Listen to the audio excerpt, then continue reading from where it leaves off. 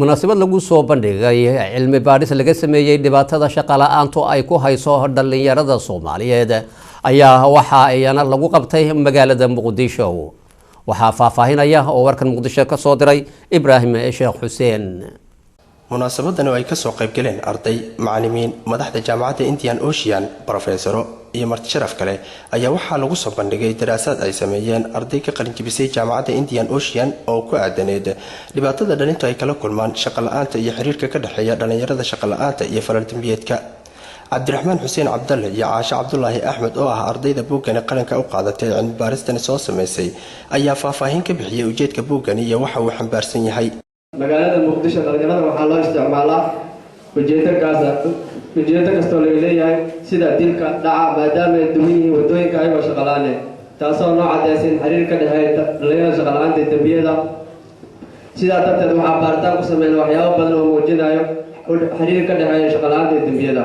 waxaa kaloo daraasadeena ku ogaanay qofka shaqo la'aanta ah inuu kaga dhow yahay qofka aan shaqada haysan dambiga. dhalinyarada Soomaaliyeed ee shaqo la'aanta waxay iskugu jiraan kuwa xirfado la'aan iyo kuwa xirfadaha shaqo la'aan. kadib markaa taasi baarnay waxaa noo soo cadaatay inay meesha ka muuqato yaa taqaana ayaa taalo ee maxaa taqaana ma taalo. ujeedada daraasada waa laba. midda koowaad in aan ogaano xaddiga shaqo la'aaneed ee haysto dhalinyarada Soomaaliyeed.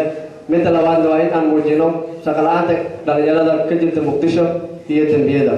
Number 2 in maalgelin loo helo sidii loo yareyn lahaa dhalinyarada shaqo la'aanta haysta ee ku nool magaalada Muqdisho.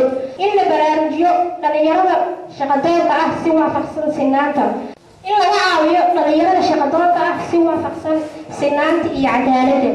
in dhalinyarada kaliya gaban helitaanka shaqada ayagoo la dhihi jiray yaa taqaanaa loogu bedelo maxaa taqaanaa. in dowladda Soomaaliyeed wax ka bedesho xeerka shaqada. qodobka shanaad ee ah kan ugu dambeeya research-keena in dowladda Soomaaliyeed ay qaadato doorka ugu muhiimsan ee shaqaaleynta.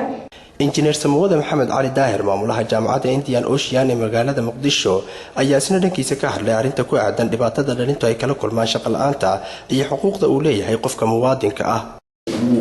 waa arrin taalo oo muhiim ah in laga hadlaa munaaqasho la geliyo xuquuqda muwaadinka muhiim waa wadanka haddii hore u sii soconayo dhalinyaradana muwaadin waayo xuquuqay leeyihiin xuquuqdooda in loo tixgeliyo.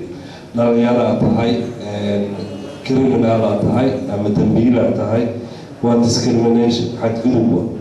odayaa tahay haddaan ku dhao ka waran wadanka adaa dudumiyo aniga waa jiifo wadanka markii uu dudumaye taas xaqmi marka taasna muhiim waayo in meesha la soo geliyo. society-gana qaybteedii inay ka qaadato anaga society-gana bulshadaana soo gelisay waqtigeeda sidii hadda ma aha waynas. Ibraahim Sheekh Xuseen Sheekeeye Somali Channel Muqdisho.